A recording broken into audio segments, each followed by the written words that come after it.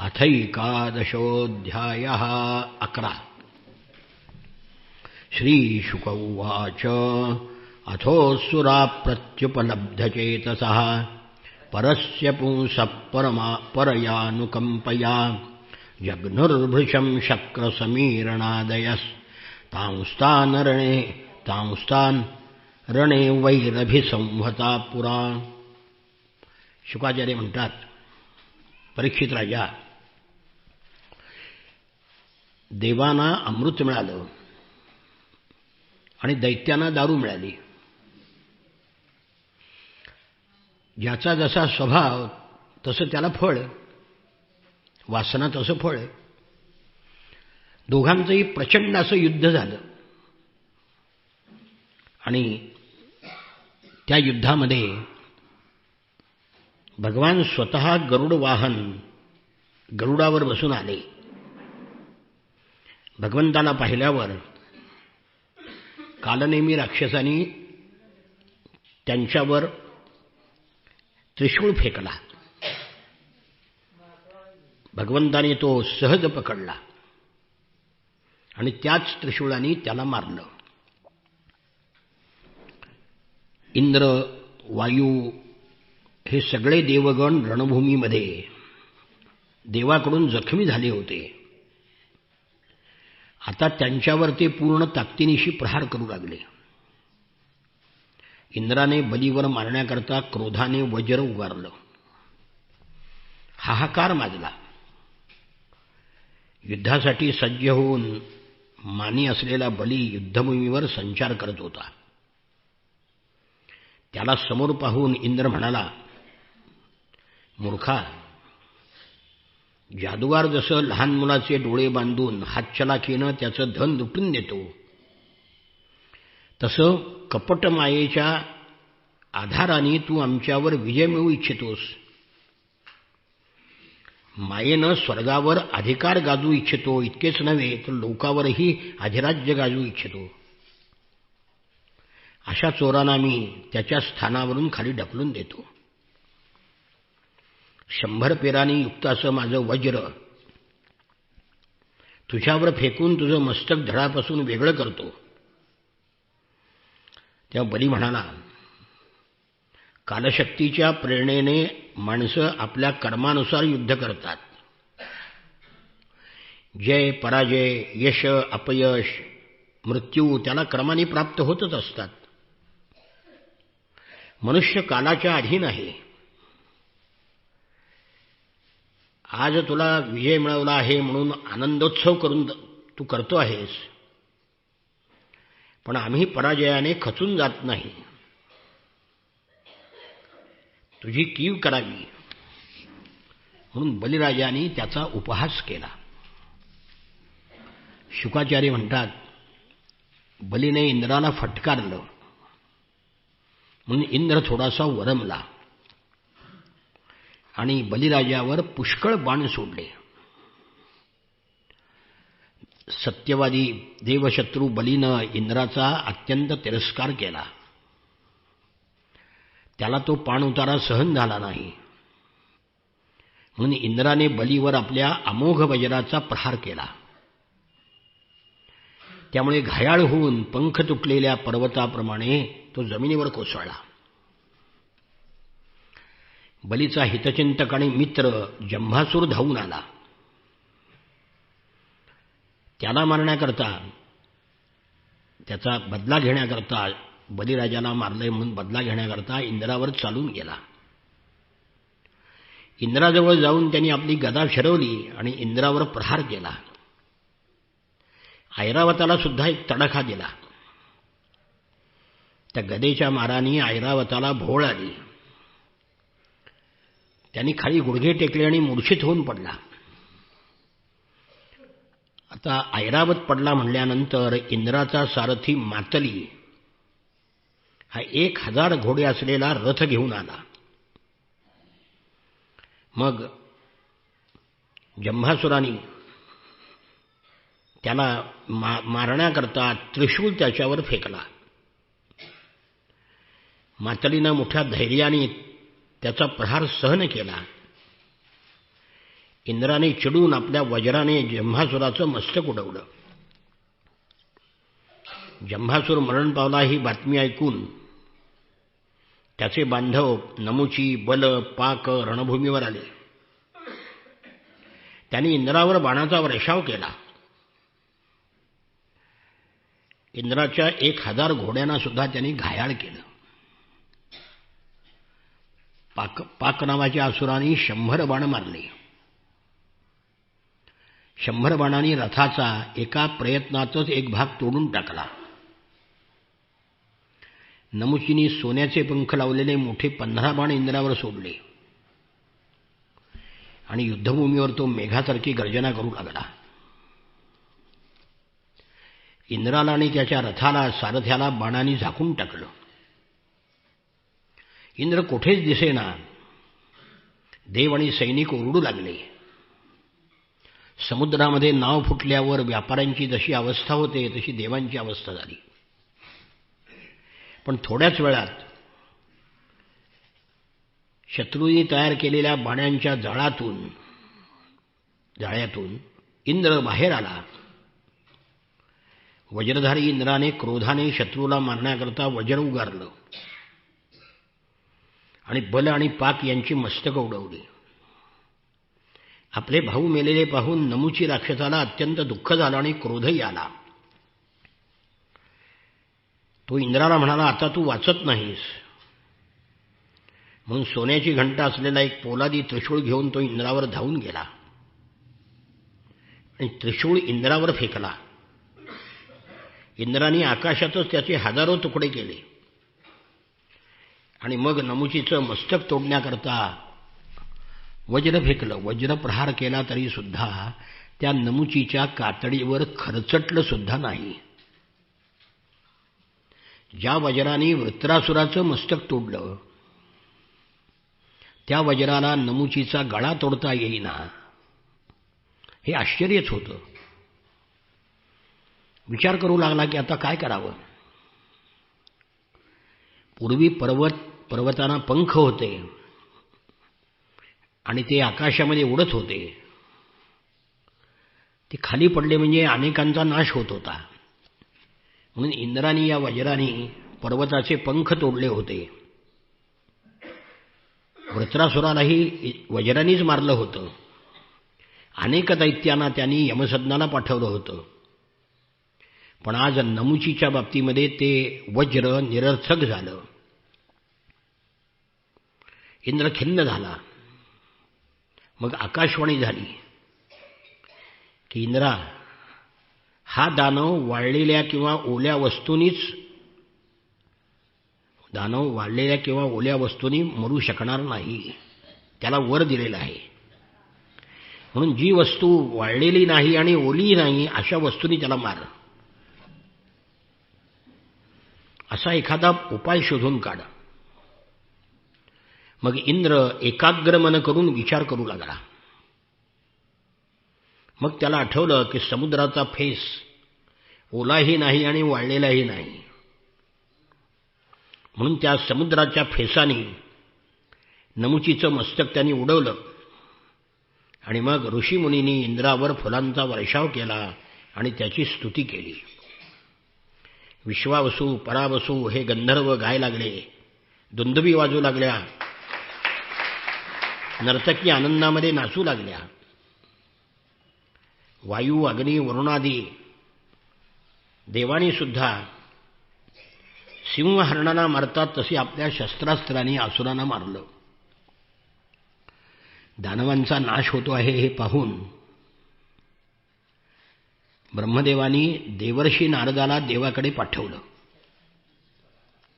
आणि सांगितलं, युद्ध बाज झाला. आता नारद म्हणाले, भवद्भिरमृतं प्राप्तं नारायण भुजाश्रयैः श्रियासमेधिता सर्व उपारमत विग्रहात. देवानो, भगवंताच्या कृपेनं तुम्हाला विजय मिळाला आहे, अमृत मिळालं आहे. तुम्ही वैभव संपन्न झालेला आहात. आता लढाई कशा करता? लढाई बंद करा. मग नारदाचं म्हणणं ऐकून देवानी इंद्राने आपला क्रोध आवरला आणि सगळेजण स्वर्गलोकी निघून गेले. युद्धात जिवंत राहिलेले दैत्य, वज्राच्या आघाताने बेशुद्ध पडलेले दैत्य बलीला घेऊन अस्ताचलाकडे गेले.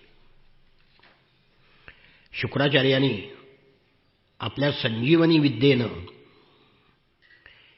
मेलेले सगळे असुर जिवंत केले. त्यांच्या इंद्रियामध्ये चैतन्य निर्माण झालं. जगाचं तत्व जाणणाऱ्या बलीला पराजित होऊन सुद्धा खेद झाला नाही. शुकाचार्य म्हणतात, वृषध्वजो निशम्मेदं योषिद्रूपेण दानवान् मोहयित्वा सुरगणान् हरिः सोमम् अपाययत्. भगवंतांनी मोहिनीचं रूप घेऊन असुरांना मोहित केलं आणि देवांना अमृत पाजलं. हे ऐकल्यावर भगवान शंकर पार्वतीसह नंदीवर बसून जिथे भगवान मधुसूदन होते तिथे दर्शनाकरता गेले. भगवंतांनी मोठ्या प्रेमाने गौरी शंकराचं स्वागत केलं. त्यांनीही भगवंताचा सन्मान केला आणि महादेव म्हणाले, श्री महादेव उवाच देवदेव जगद्व्यापिन् जगदीश जगन्मय सर्वेषामपि भावानां त्वमात्मा हेतुरीश्वरः. देवादिदेवा, आपण विश्वव्यापी आहात. जगदीश्वर आहात, जगत्स्वरूप आहात. सर्व जगताचं पदार्थाचं मूळ कारण आहात. ईश्वर आणि आत्मासुद्धा आपणच आहात. जगाची आदी, अंत आणि मध्य आपल्यापासूनच निर्माण होतात. द्रष्टा, दृश्य आणि दर्शन आपणच आहात. भोक्ता, भोग्य आपणच आहात. चिन्मात्र ब्रह्म आपणच आहात. महात्मे, स्वतःचं कल्याण इच्छणारे महात्मे, लोक आणि परलोक या दोन्हीची आसक्ती सोडून सर्व कामनांचा त्याग करून आपली आराधना करतात. आपण अमृत स्वरूप आहात, गुणरहित आहात. आपल्यापासून शोक दूर आहे. आपण परिपूर्ण ब्रह्म आहात. आपण शुभाशुभ कर्माचं जीवाला फळ देणारे आहात. आपण अपेक्षारहित आहात. अलंकार रूपाने असणारं सोनं आणि मूळ सोनं यामध्ये काही अंतर नाही. तसं सर्व जगत आणि आपण यामध्ये काहीही अंतर नाही. प्रभो, काही जण स्वतःला ब्रह्म समजतात, तर कोणी धर्म म्हणून आपलं वर्णन करतात. काही जण स्वतःला स्वतंत्र अविनाशी महापुरुष मानतात. पण भगवंता, असुराला, मनुष्याला आपलं स्वरूप कळत नाही. आपण सर्वात्मक आणि ज्ञानस्वरूप आहात. संसारामधलं बंध मोक्ष आपण जाणता. गुणांचा स्वीकार करून लीला करण्याकरता आपण पुष्कळ अवतार घेता, हे मी पाहिले आहेतच. आता आपण स्त्रीचा अवतार घेतला, तो मी पाहू इच्छितो. ज्याच्याद्वारा आपण दैत्यांना मोहित केलं, माघार घ्यायला लावली, देवतांना त्या अमृत पाजलं, ते मोहिनीचं रूप पाहण्याकरता आम्ही आलो आहोत. आम्हाला ते पाहण्याची उत्कंठा आहे. शुकाचार्य म्हणतात, भगवान शंकराने जेव्हा विष्णूनाशी प्रार्थना केली, त्या भगवान विष्णू हसले गूढपणाने आणि म्हणाले, श्री भगवान उवाच कौतूहलाय दैत्यानां योषिद्देवो मया कृतः पश्यतासुरकार्याणि गते पीयूषभाजने. महादेवा, अमृत कलश दैत्याच्या हाती गेला होता. देवताचं काम करण्याकरता, दैत्याचं मन मोहविण्याकरता आणि अमृत कलश परत आणण्याकरता मी हे मोहिनी रूप धारण केलं. आपण ते पाहू इच्छिता, ते मी आपल्याला दाखवीन. पण कामिनां बहुमंतव्यम संकल्प प्रभवोदयम. मोहिनीचं जे रूप आहे ते कामी पुरुषांना विशेष आवडणारं आहे, कामभावना उत्तेजित करणारं आहे. तरी तुमच्या इच्छेने मी दाखवतो. शुकाचार्य म्हणतात, असं बोलता बोलता भगवान गुप्त झाले. भगवान शंकर पार्वती चोहूकडे पाहत तिथेच बसून राहिले. इतक्यात समोर त्यांना एक बाग दिसले, उपवन. तिथे रंगीबेरंगी फुलं, लालसर पलवी असलेले वृक्ष होते आणि त्या उपवनामध्ये एक सुंदर स्त्री चेंडू खेळत होती. तिने रेशमी वस्त्र परिधान केलं होतं. तिच्यावर कमरपट्टा शोभत होता. वस्त्रावर चेंडू जमिनीवर आपटून उडी मारून तो पकडत होती. त्यामुळे तिचे स्तन आणि त्यावरचा हार हालत होता. असं वाटत होतं की जणू त्याच्या भाराने मोडू शकणारी बारीक कंबर पावलोपावली सावरत आपली पालवीसारखी तांबूस सुकुमार पावलं ती टाकत आहे. उसळणारा चेंडू इकडे तिकडे जेव्हा पडत असे तेव्हा झेप घेऊन पकडत होती. तिचे भेरभरणारे आकर्ण नेत्र थोडे त्रासल्यासारखे व्हायचे. कानातील कुंडलाचं तेज तिच्या गालावर झगमगत होतं. काळे केस भुरभुरत होते. चेहरा अधिकच सुंदर दिसत होता. तिचं वस्त्र ढळत होतं. वेणीतील केस सुटत होते.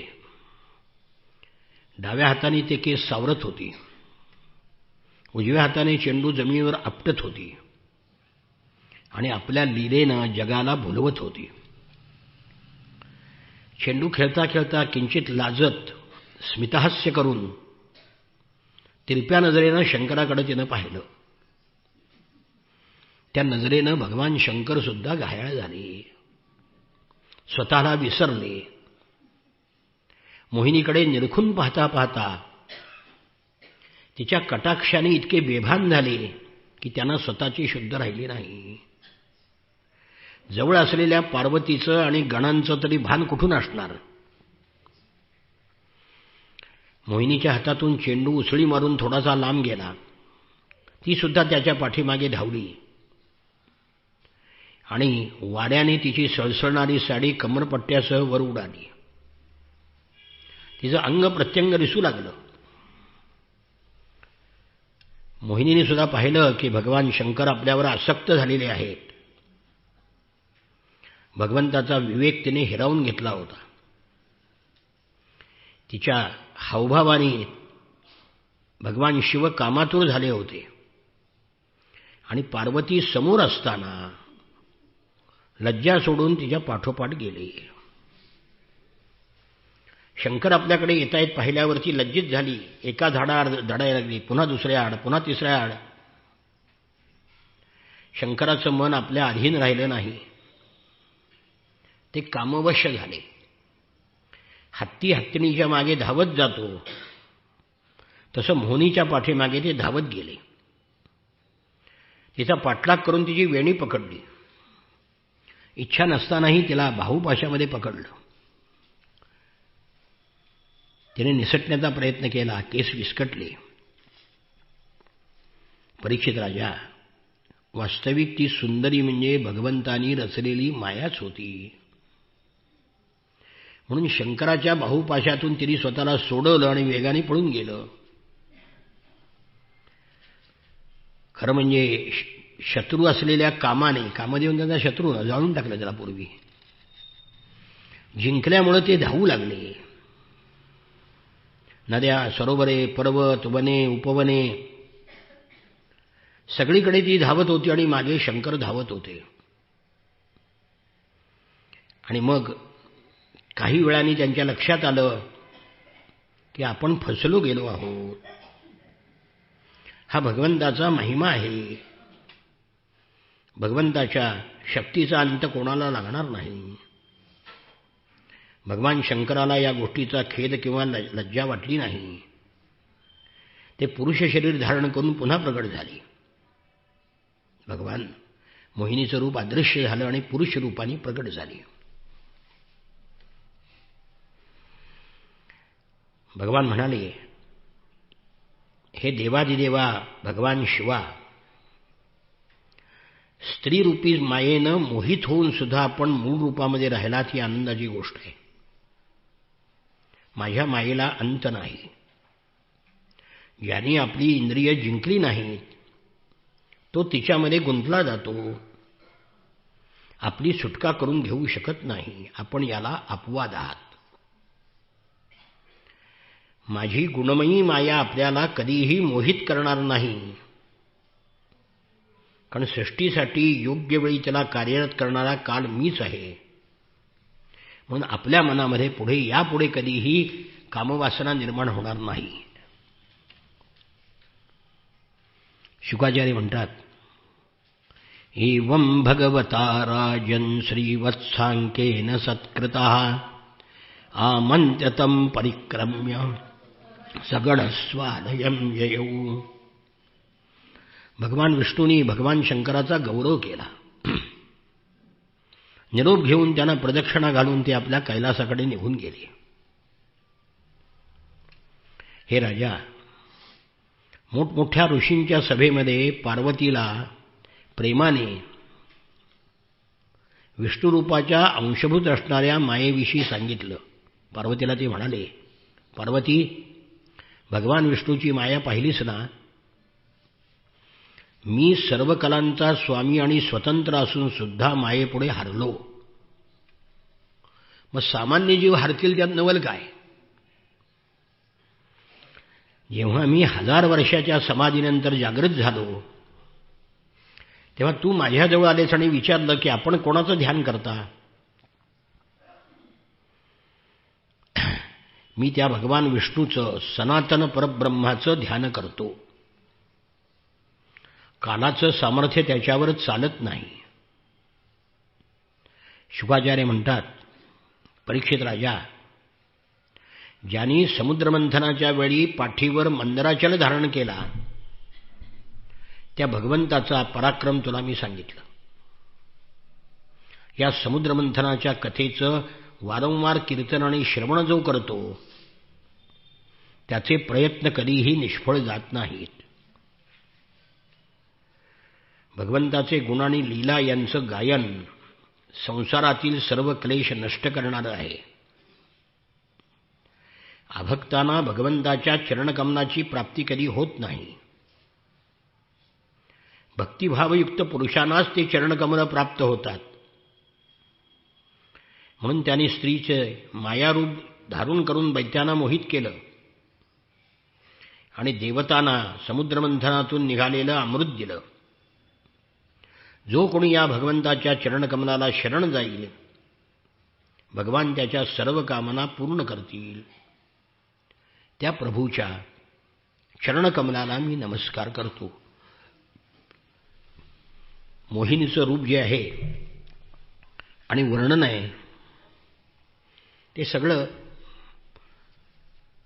उद्दीपित करणार आहे. म्हणून ते सगळं आहे तसं सांगायचं नसतं. पहिल्या वर्षी जेव्हा मी सांगितलं तेव्हा माझी आई होती तेव्हा ऐकायला, आणि घरी गेल्यावर आईनं माझं अभिनंदन केलं. ती म्हणाली, पूर्वीचे पुराणिक जे होते ते सगळे चावटपणा करून हे सगळं सांगत होते, चगळून चगळून. तू सांगितलं नाहीस, तुझं अभिनंदन म्हणलं, योग्य केलंस. सांगताना सुद्धा संयम सुटता कामा नये. यानंतर जे पुढची 7 मन्वंतर आहेत त्याचं वर्णन आहे. श्री शुक उवाच मनुर्विवस्वतः पुत्रः श्राद्धदेव इति श्रुतः सप्तमो वर्तमानो यस्तदपत्यानि मे शृणु. विवस्वानाचा पुत्र श्राद्धदेव हा 7वा मनु. वैवस्वत मनुचे विवस्वानाचा पुत्र वैवस्वत, श्राद्धदेव म्हणजे. इक्ष्वाकू, नभग, धृष्ट, शर्याती, नरिष्यंत, नाभाग, दिष्ट, करुष, पृषध्र आणि वसुमान असे 10 पुत्र होते. या मन्वंतरामध्ये आदित्य, वसु, रुद्र, विश्वेदेव, मरुद्गण, अश्विनी कुमार आणि ऋभू हे देव होते. पुरंदर हा त्यांचा इंद्र होता. कश्यप, अत्री, वशिष्ठ, विश्वामित्र, गौतम, जमदग्नी आणि भरद्वाज हे सप्तर्षी आहेत. या मन्वंतराच्या मध्ये कश्यपापासून अदितीच्या ठिकाणी वामनाच्या रूपाने भगवंतांनी अवतार घेतला. अशा प्रकारे तुला 7 मन्वंतर मी सांगितली. सध्या 7वं चालू आहे ना. अद्य ब्रह्मणः द्वितीये परार्धे श्वेतवाराह कल्पे वैवस्वत मन्वंतरे. पूजेमध्ये रोज संकल्प आहे. त्याच्यामध्ये कोणत्या दिवशी, कोणत्या नक्षत्रावर, कोणत्या वेळी आपण पूजा करतो या सगळ्याचा उल्लेख असतो. आता पुढची 7 म्हणूया 8व्यापासून. 7 मन्वंतराचं वर्णन सांगितलं. विवस्वानाच्या 2 पत्नी होत्या, संज्ञा आणि छाया. काही लोक म्हणतात की वडवा नावाची 3री पत्नी होती. संज्ञेपासून यम आणि यमी आणि श्राद्धदेव अशी 3 संतानं झाली. छायेला सावर्णी, शनैश्चर आणि तपती नावाची कन्या झाली. तपती संवर्णाची पत्नी झाली. वडवेचे पुत्र अश्विनी कुमार झाले. 8व्या मन्वंतरामध्ये सावर्णी हा मनू होईल.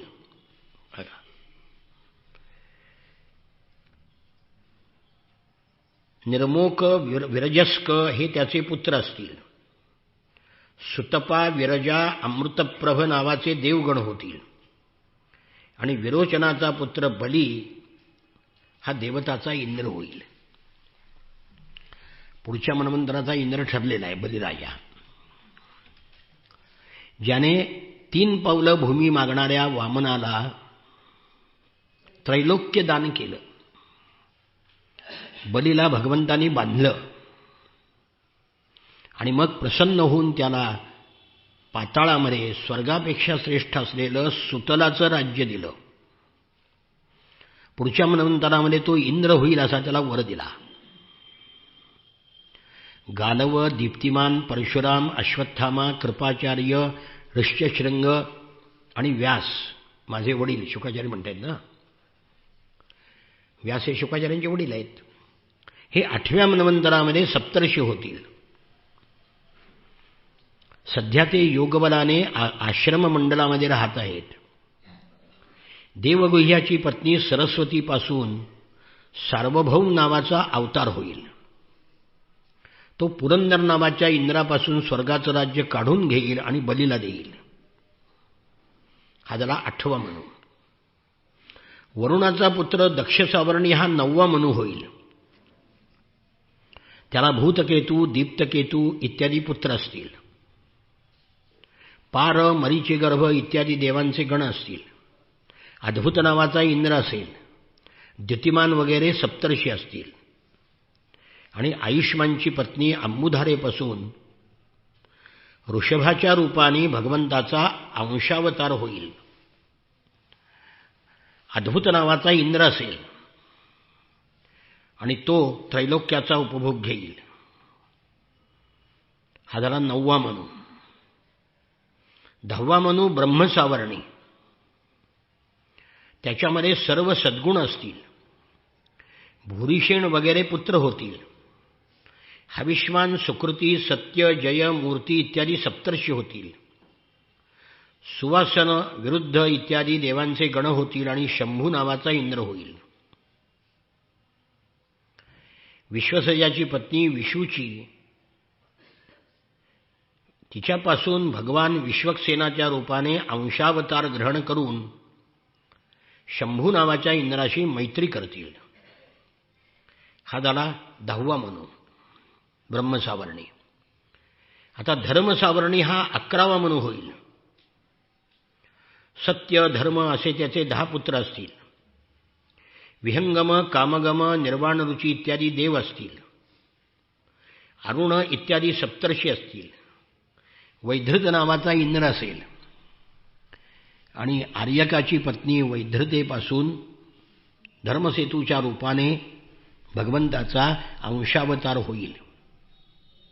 ते त्रैलोक्याचं रक्षण करतील. नंतर रुद्रसावरणी हा 12वा मनू होईल. देववान उपदेव देवश्रेष्ठ हे त्याचे पुत्र असतील. या मन्वंतरामध्ये ऋतधामा नावाचा इंद्र होईल. हरित इत्यादी देवगण होतील. तपोमूर्ती तपस्वी अग्निध्रक हे सप्तर्षी असतील. सत्यसहाची पत्नी सुनृता हिच्या पोटी स्वधाम नावाने अवतार होईल. भगवान या अवतारामध्ये मन्वंतराचं पालन करतील. देवसावरणी हा 13वा मनू होईल. त्याला चित्रसेन विचित्र इत्यादी पुत्र असतील. सुकर्म सुत्राम नावाचे देवगण असतील. दिवस्पती नावाचा इंद्र असेल. निर्मोक तत्वदर्श हे सप्तर्षी असतील. आणि देवहोत्राची पत्नी बृहती हिच्यापासून योगेश्वर नावाचा अवतार होईल. भगवान दिवस्पतीला इंद्रपद देतील. इंद्रसावरणी हा 14वा मनू होईल. त्याला उडू गंभीर बुद्धी इत्यादी त्याचे पुत्र असतील. चाक्षुषे हे देवगण असतील. इंद्राचे नाव शुची असेल. अग्नी बाहू शुची शुद्ध मागध हे सप्तर्षी असतील. सत्रायणाची पत्नी वितनापासून बृहद्भानू रूपाने भगवंताचा अवतार होईल आणि ते कर्मकांडाचा विस्तार करतील. परीक्षित राजा, ही 14 मन्वंतरे ही तिन्ही कालामध्ये चालू असतात. याच्याद्वारे 1,000 चतुर्युगाच्या कल्पाच्या समयाची गणना केली जाते. 4 युग 1000 वेळा फिरली म्हणजे मग एक कल्प होतो.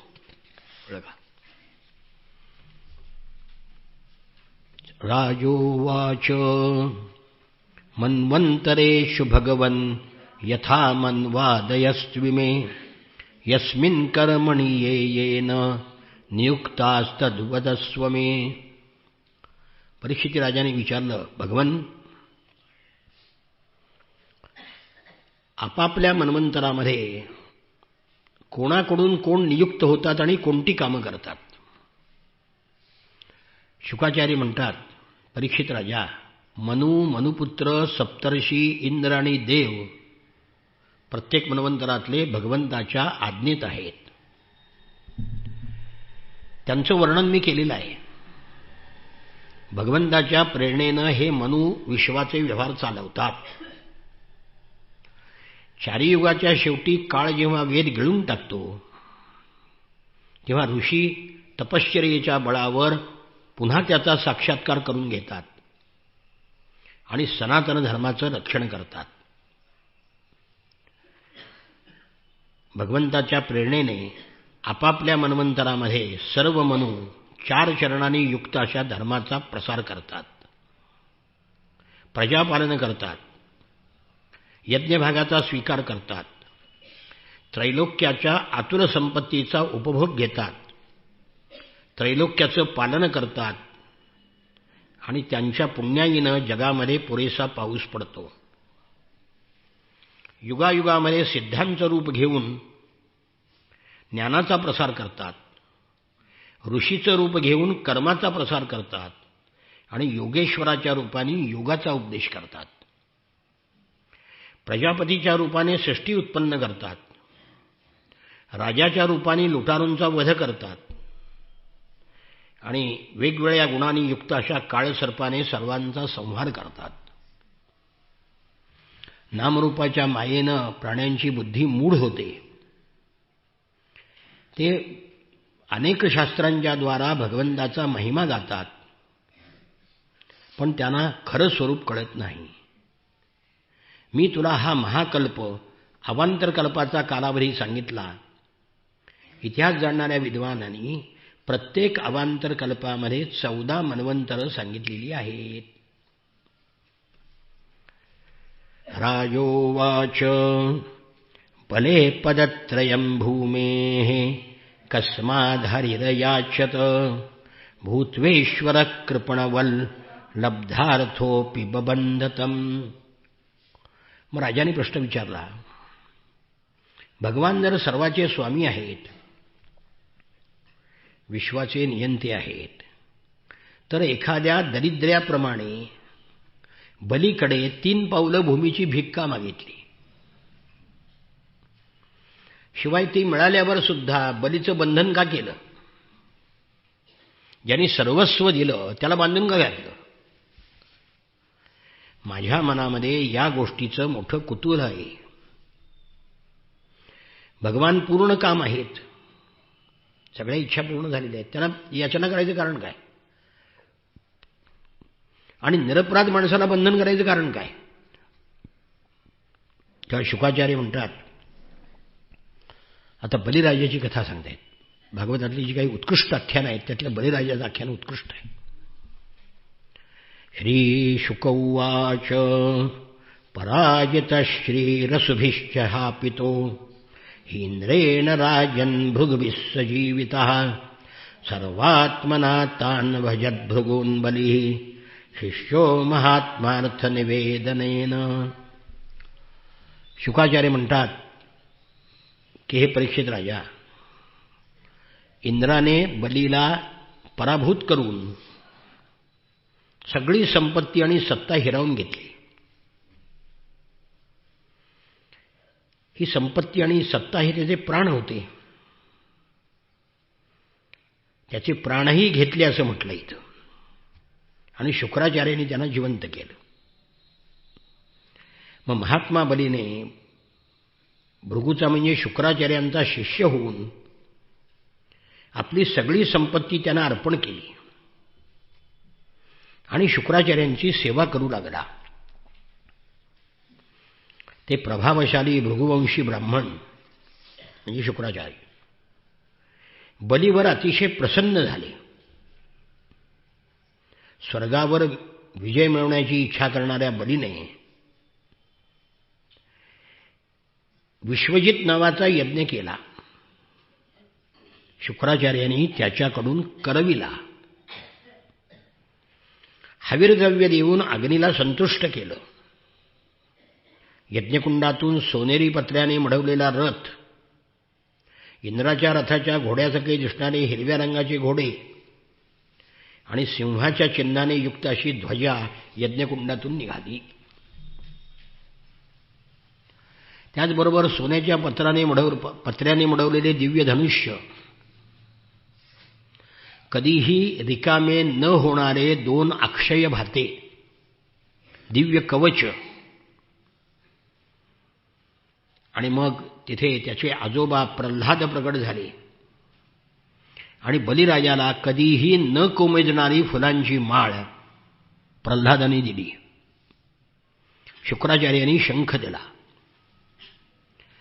अशा प्रकारे ब्राह्मणाच्या कृपेनं त्याला युद्धाची सामग्री मिळाली. त्यांच्याकरवी स्वस्तिवाचन केलं. त्यांना प्रदक्षिणा घालून नमस्कार केला.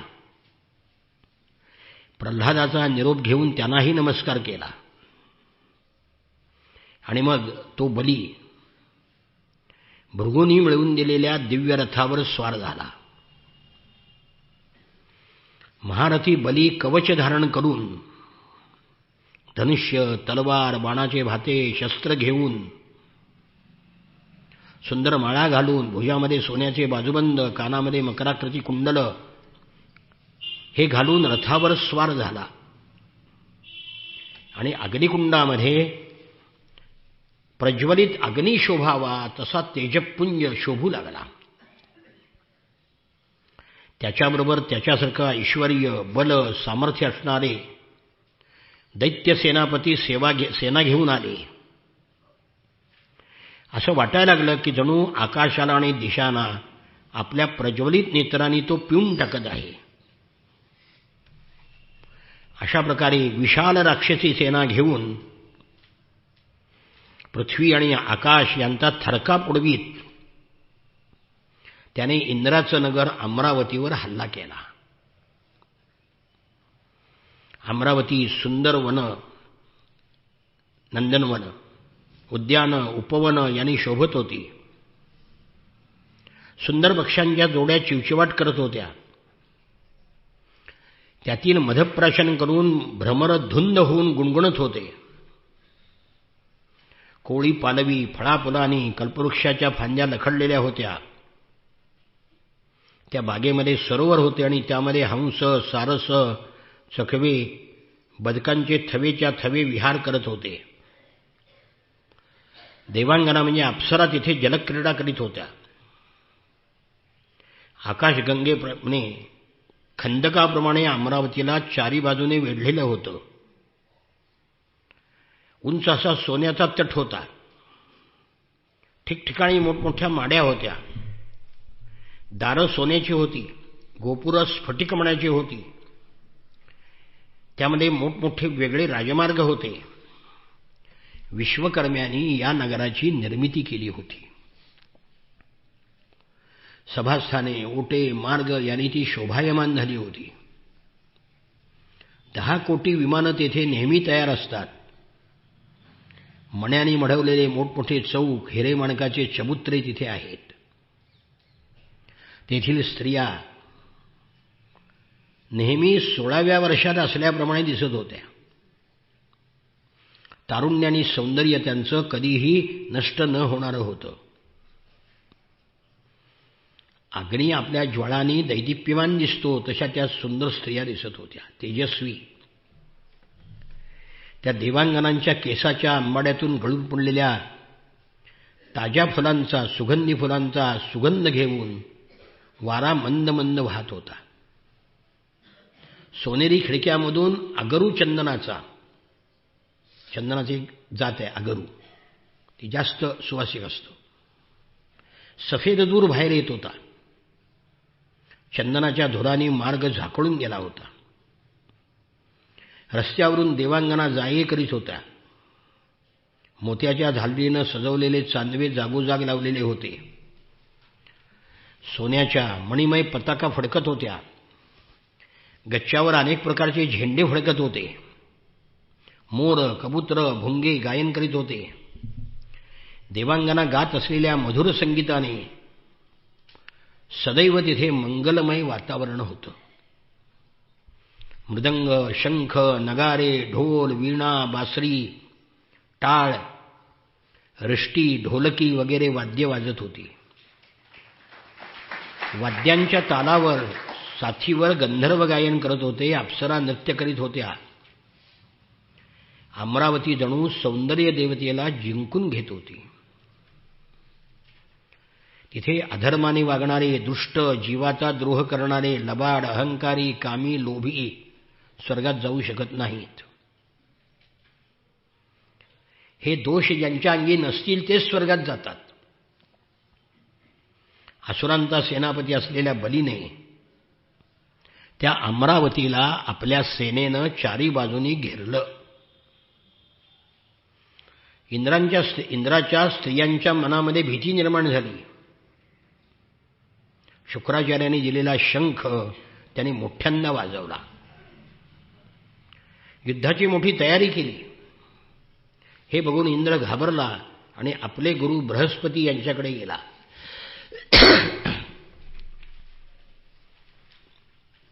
भगवन, माझा जुना शत्रू बली यांनी युद्धाची जय्यत तयारी केलेली आहे.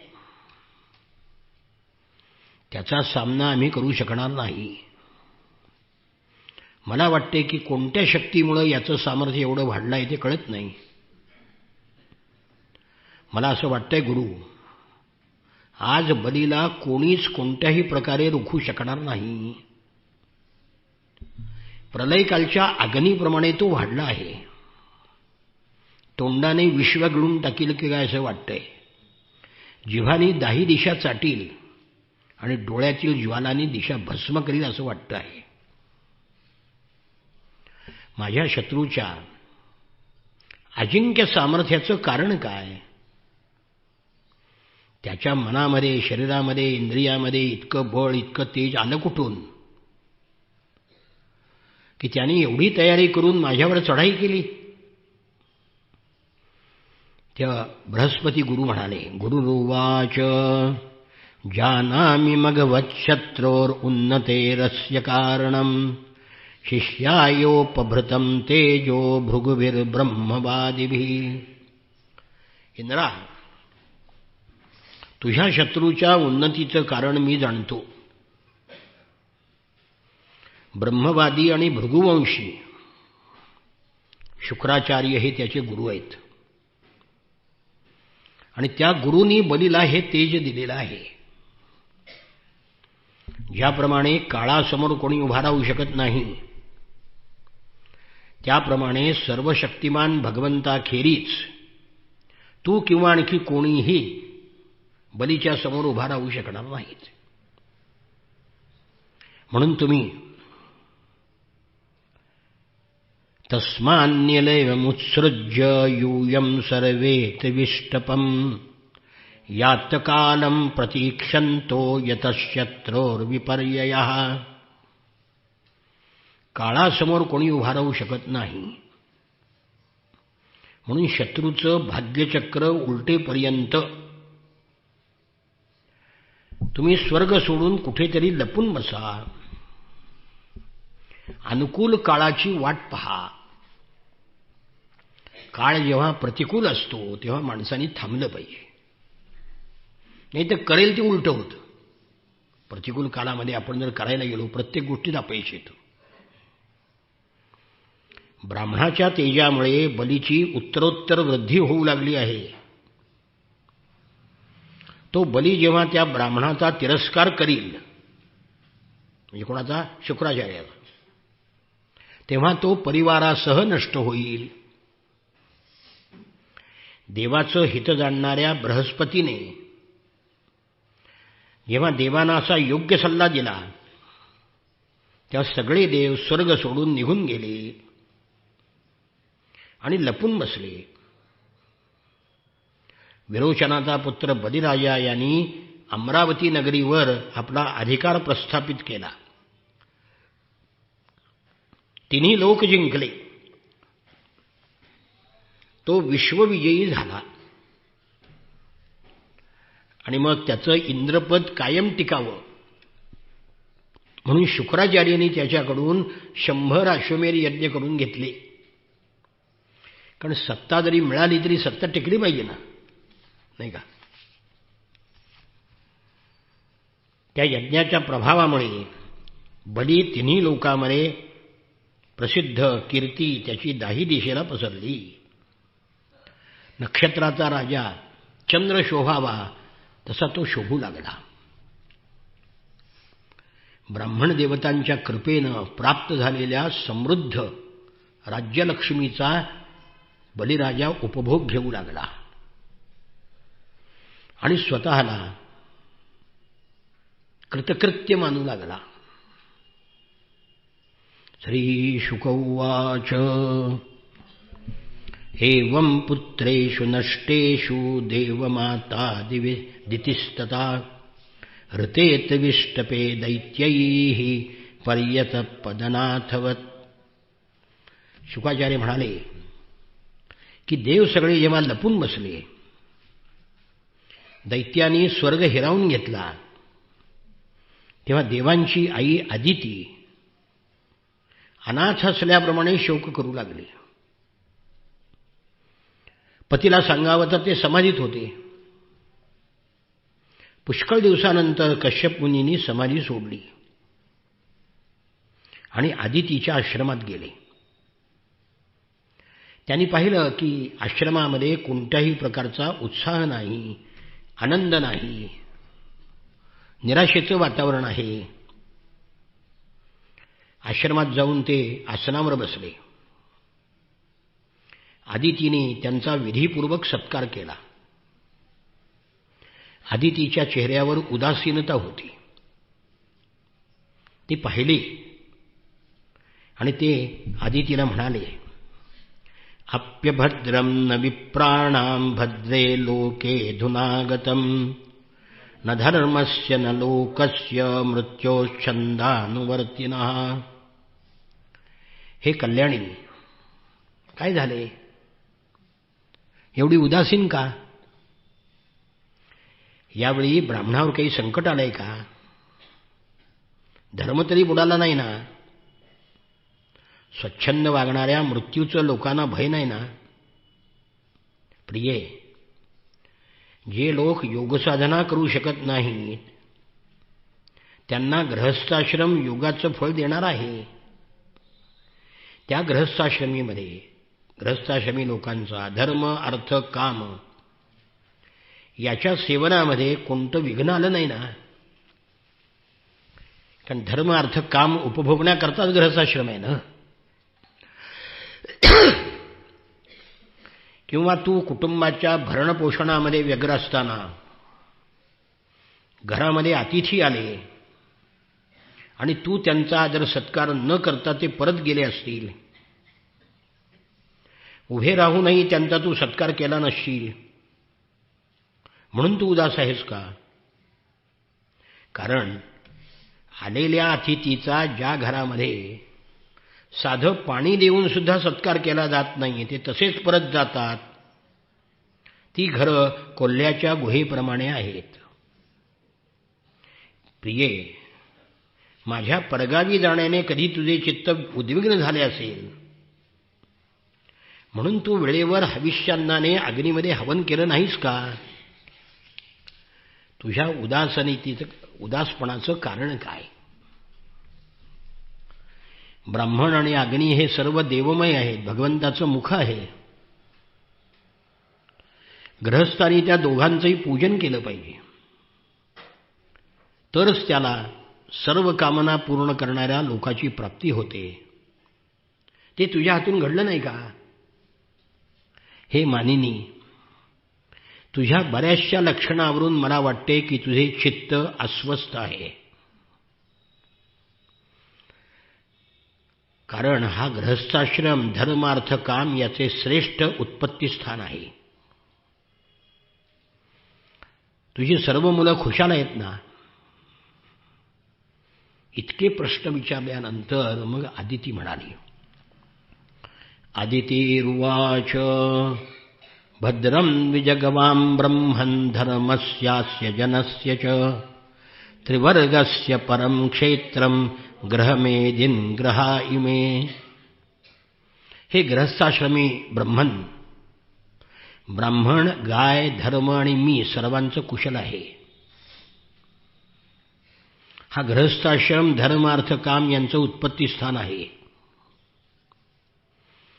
आपलं निरंतर स्मरण करीत असल्यामुळे मी अग्नी, अतिथी, सेवक, भिक्षू किंवा याचक या कोणाचीही हेळसांड केलेली नाही.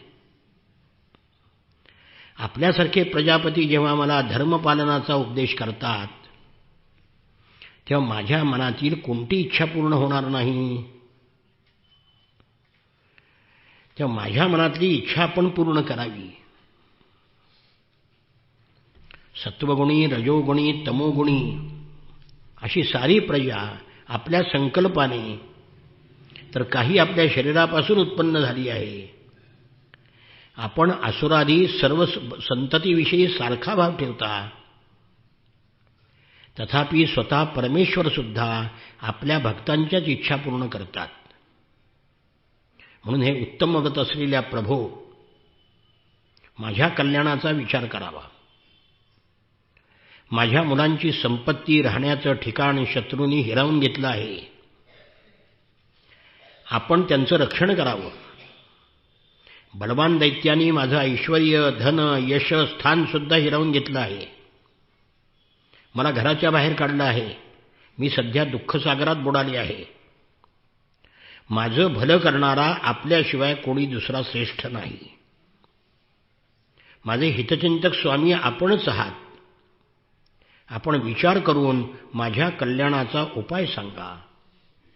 की ज्यामुळं माझ्या मुलांना म्हणजे देवांना गेलेलं ऐश्वर आणि स्थान परत मिळेल. शुकाचार्य म्हणतात की आदितीने अशी प्रार्थना केल्यावर मग कश्यपाने तिला पयोव्रत नावाचं व्रत सांगितलं.